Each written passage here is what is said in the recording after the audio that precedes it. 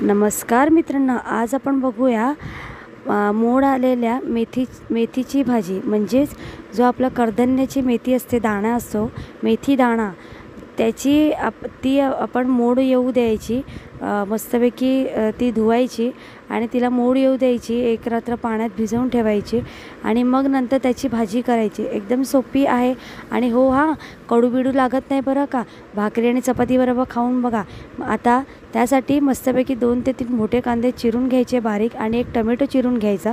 एका कढईत तेल घ्यायचं, त्यात टोमॅटो आणि कांदा टाकून मस्तपैकी मारून घ्यायचा। मग त्यावरती आपण थोडासा कढीपत्ता आणि मिरच्या टाकून घ्या, एकजीव करून घ्या। मग नंतर त्यात थोडंसं हळद, मीठ आणि तिखट टाकून एकजीव करून मग आपली मोड आलेली मेथी त्यात टाका आणि एकजीव करून घ्या। मग नंतर ती ढाकून त्याच्यावर पाणी ठेवून शिजवून घ्या।